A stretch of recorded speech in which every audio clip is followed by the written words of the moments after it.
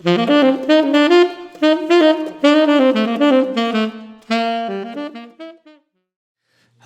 everyone, and welcome. Today we're doing a little analysis of our 2020 to the 2021 Region 30 Lyrical Etude. We're looking at the alto sax one. Anyway, the first thing I always like to start with as soon as we're analyzing any sort of music is, first of all, look over here to the left. We got our key signature, right? And in this key, we got one sharp. So that means we're going to be in our key of G, and to be super specific, we're in our key of G major, right? G major, just like our major scales. Think about your major scales. So perhaps every time you warm up for this one, you could use your G major scale as a good warm up. Okay, next thing I always look for is I look for our time signature, which in this case is 4/4. That means we have 4 beats per measure, right?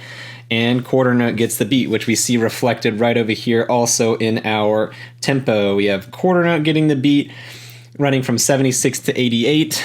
There's also a companion video that goes to this that I actually played this whole piece through. I probably played it closer to 88 on that. So if y'all want to follow along with that one, that would probably be good. And that's probably a good goal tempo because it is on the faster side. So you have to work through it a couple times to get there.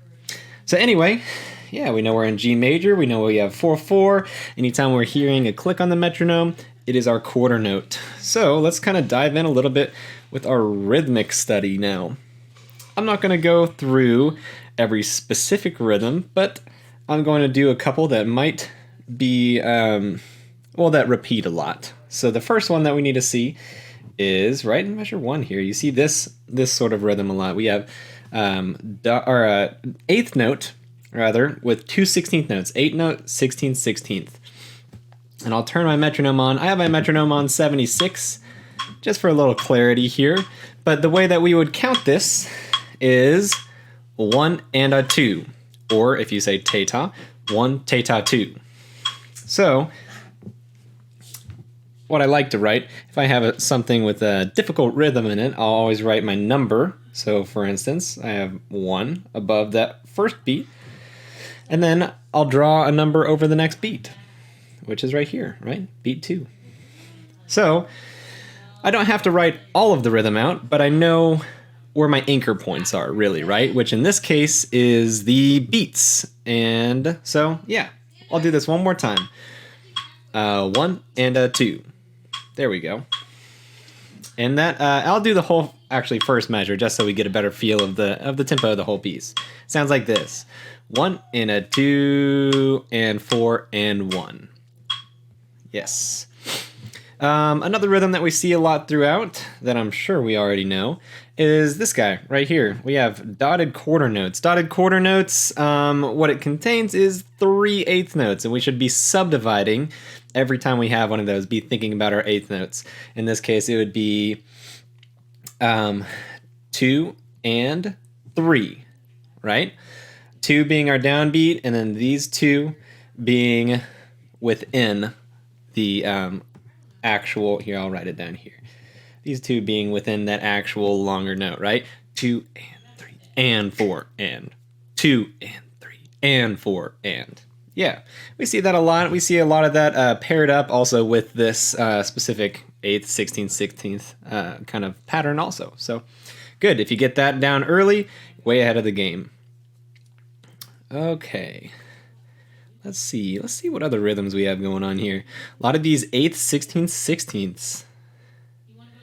Yeah, and here we go. We see that exact same thing. We would call this a recapitulation because it's repeating what's happening at the beginning, I believe, right? Yeah, that's going to be a sort of a recap kind of deal. All right, well, I suppose we can look at some of these 16ths.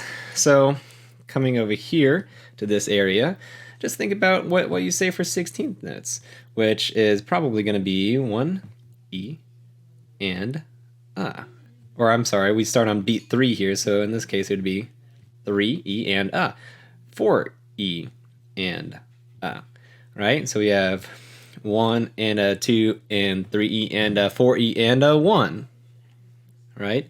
And since this is kind of a faster passage, again, I always like having these anchor points, the downbeats being anchor points. So I know that if I'm practicing with the metronome or even whenever I'm performing, I'm focusing on these anchor points so that even if I mess up a little bit in between, first of all, I know that I'm going to get right back on the beat, or you can actually use it to see if your faster notes are really even and subdivided correctly.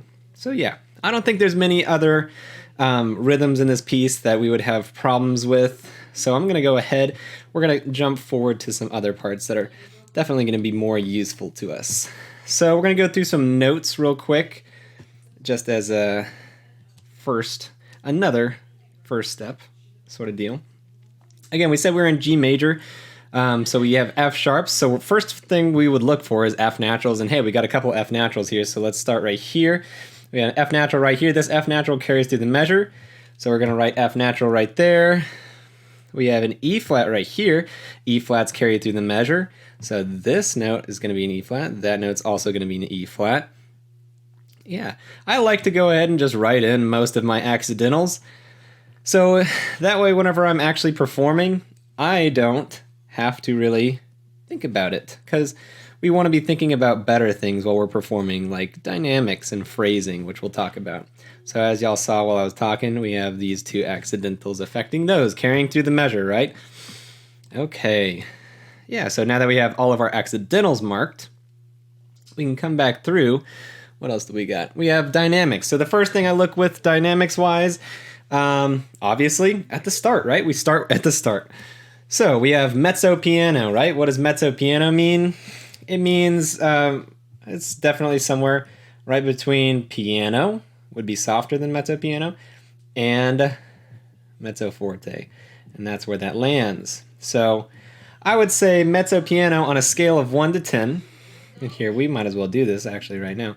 1 to 10, because everything's going to be on a continuum with our pieces, right? We want to think about these in context of what we're playing. So 1 would be like, we'll say triple P, right? And then 10 would be like triple F. And we'll say a 5, we'll say 5 is mezzo forte, right? Sometimes even 4 might be mezzo forte. Especially if it's a lyrical piece, you want it to sound pretty, right? That's the deal. Lyrical. Lyric, like singing.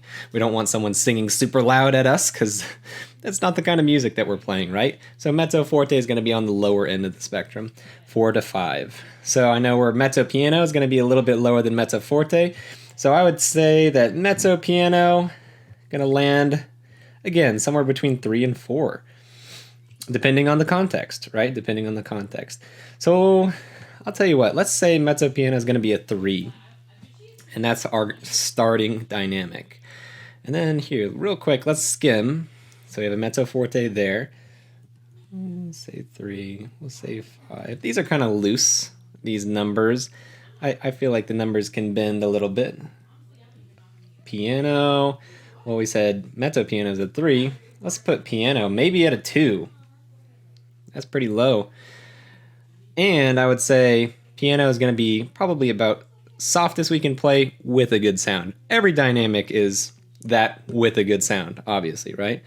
Forte, well, let's check where our mezzo forte is. It's at 5. Okay, forte is going to be, we'll say, maybe 6 to a 7. Probably more on the 7 side. Mezzo piano, again, we'll call it 3. Mezzo forte, 5. And we have a couple of dynamics down here. So good, we at least got through all of our written dynamics. So that looks good to me. Just keep in mind that it's always going to be on a continuum where our dynamics are, right? So we need to make sure that whatever mezzo piano is sounds different than whatever mezzo forte is, right? That's the most important thing, being able to hear the differences between the dynamics. So that's why I'm talking about the numbers right now. You don't have to exactly stick with the numbers, but I think it helps. All right, so let's talk about crescendos and decrescendos. I would say the most important thing is absolutely following what's on page first of all. So making sure that we start this crescendo on beat 1, right? On beat 1, we're starting to get louder, gradually louder. How many beats does it go over? The whole measure. So it's going to be 4 beats, right? So 1 is right there, 2 is right there, 3, and 4. So make sure, again, that you're kind of clinging to these anchor points, and that wherever the beats line up in the crescendo, it sounds like you're following that exact dynamic change. I think about like turning up a volume knob, right? You're going to see where the knob is gradually, but you have to do it over time, right? It doesn't happen all at once. But it's gradual. You start somewhere, you end somewhere with some time in the middle. And we just need to make sure that happens. But look, we're going from a 3 to a 5. So we have about 2 numbers that we have to go to between these two, or these 4 beats rather. So really, it's going to be only +2, right? So it's not as big of a crescendo as we really thought, maybe. So just keep that in mind while you're playing. I'm going to erase some of this, get rid of some clutter. Yeah, Mezzo Forte. All right, so now we're at Mezzo Forte. And, oh, this is a pet peeve of mine. Mezzo Forte, but how many bars are we Mezzo Forte for? 1, 2, 3, 4, and then, 4 bars for Mezzo Forte? No. What we're going to do is we're going to kind of follow our music here. We do this thing that is called phrasing, right? Phrasing, I think of it as like a musical sentence. So, every sentence has its ups and downs. Because if we have a sentence that's only one dynamic and there's nowhere that it goes, it sounds really weird, right? So it has its ups and it also has its downs, just like a regular sentence. So our sentence starts over here at the mezzo piano, kind of down. And then we go all the way up to the mezzo forte. This is like our peak in the sentence. This is our peak. And then we start to come back down gradually over time. So I kind of think of starting a little bit of a decrescendo right here, all the way until right there. Now, even though this is a huge decrescendo over a couple measures, it really doesn't go down that far. Why? Because there's not one written. I think of it more like a microdynamic.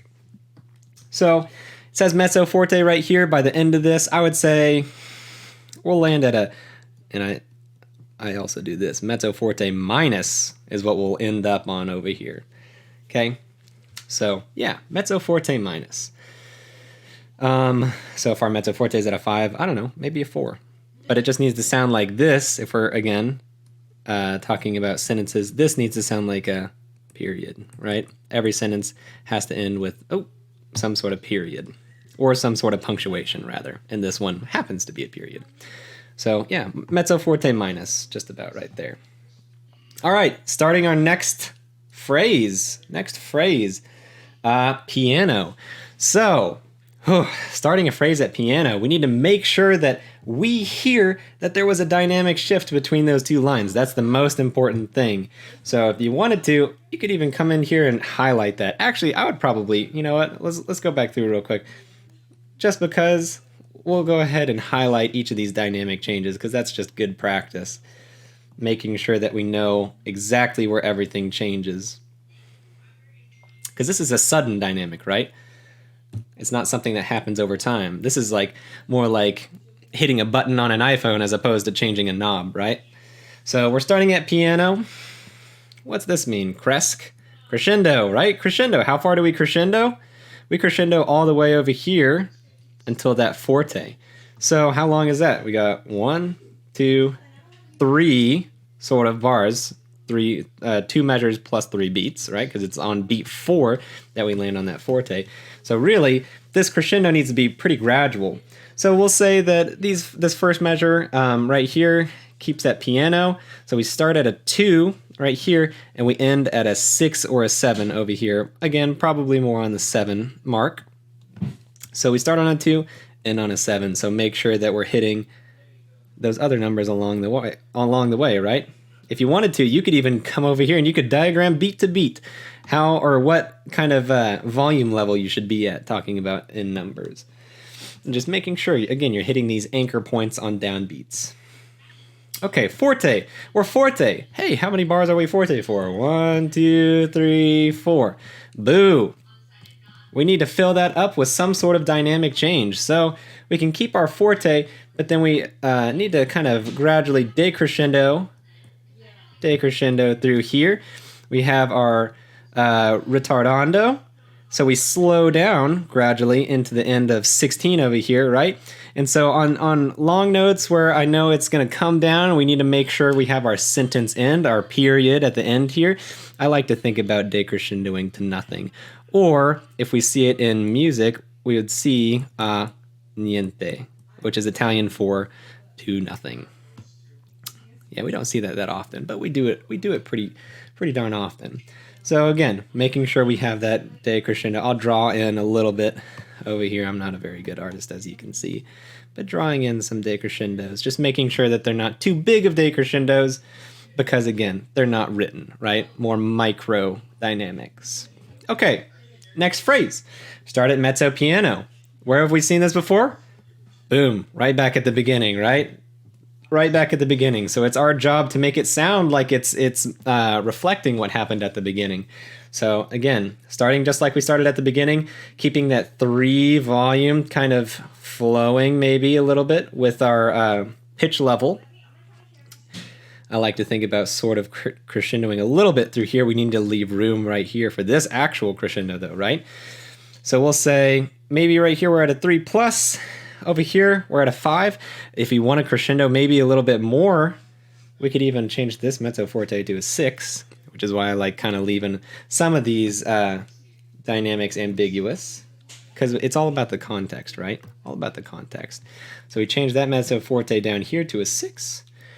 And then we have this kind of sequence that trends downwards each time. Start on a G right here, start on an F right here, start on an E flat. So each time we're going down a little bit. So maybe a little bit decrescendo from each measure, maybe a 6-, maybe even a 5 right here. And then, hey, we actually have our decrescendo here at the bottom. Molto ritardando. Ritardando, again, meaning slow down. Molto meaning much. We slow down much. Doesn't really make sense in English, but it's just slowing down a lot, right? The literal translation, we have to put it into our terms. So slowing down a lot. Yes. And then, so we'll say we went from a 5. We can call this maybe a mezzo piano, or if you even wanted to, you could say it's a piano. So maybe we'll say 3 to a 4. We come back up to probably a 5. And then we kind of do our niente thing here at the end again, because it's the end of the piece and we want it to sound final, right? We want it to sound final. And what's more final than drifting off into silence? So, okay, we got our phrasing down. Let's talk about some saxophone specific stuff. Anytime we have a lyrical piece in saxophone world, we have long notes. I like to think about adding vibrato. So the first time we kind of encounter that, I'm going to erase some stuff over at the top here, make sure we can see it. So right here, that's really our first long note, right? So actually, if you even wanted to, you could say that's our first long note. Anything that's really like a quarter note or longer, I start to consider as a long note. And so what I'll do is I'll put vibrato. I just kind of do squiggly lines. If you wanted to, you could write VIB. I find that to be too much work, and I like the squiggly lines. So, squiggly lines, right? So I like them on a lot of these dotted quarter notes. And I also like them a lot on these half notes, right? The half notes are the most important thing. In music, it's always our job to keep the music moving forward, and if it's a half note, it stagnates, right? Really easily. It gets boring very easily. It's our job to make it push forward either through dynamics or vibrato. We're not changing dynamics on these long notes, so what we're doing is we're adding some vibrato, again, pushing the music forward. Yeah. So, pretty good rule of thumb is anything longer than a quarter note. Even if you wanted to add some quarter notes in there. If you'll go back and listen through my reference recording, you'll kind of see that I have a particular style to my vibrato. And I hope that this long note technique really comes through on that. I think it does. Yeah.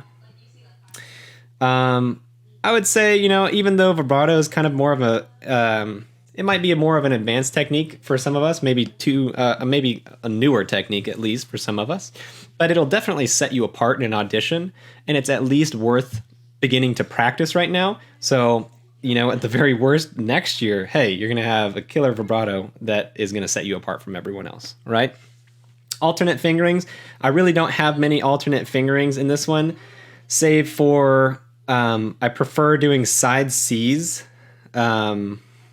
especially whenever you have something that's slurred. I'm trying to find some examples. This I would use side key C for. I put SK above it, so I know it's the side key. And for those of us who don't know what side key C is, it's our B key plus middle side key.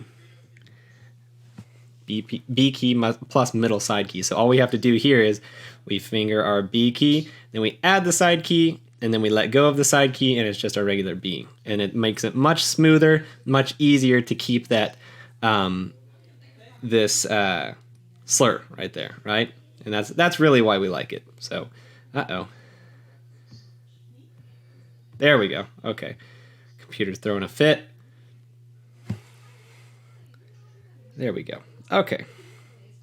So again, anytime you have kind of those ones that go back and forth between B's and C's, I like to use side key C. Side key C. And that's just about it. Tuning wise, I don't have too many concerns on this one. I would say anything that starts to go above the staff, I would start listening for things going sharp, right? Even at the top of the staff, like D's, E flats, E's, and F's, those all might start to go sharp. So just be very careful on that. You might try to work on some of that tuning beforehand. But like, around 20 over here, 21, that A might go sharp. Just making sure that at these louder dynamics that you're not changing your tuning because you're either playing too loud or too soft, right? Those are places to check. If you're playing too loud, your tuning starts to go flat, and if you're playing too soft, it's the exact opposite, it starts to go sharp. So that would definitely be something to look forward to too. Anyway, I hope y'all enjoyed this little analysis video. I hope it was helpful. And yes, I think that's all I got for you today. So y'all have a great day. Good luck on auditions. I'm rooting for you. I'm eager to hear about the results. So let's get to practicing. See ya.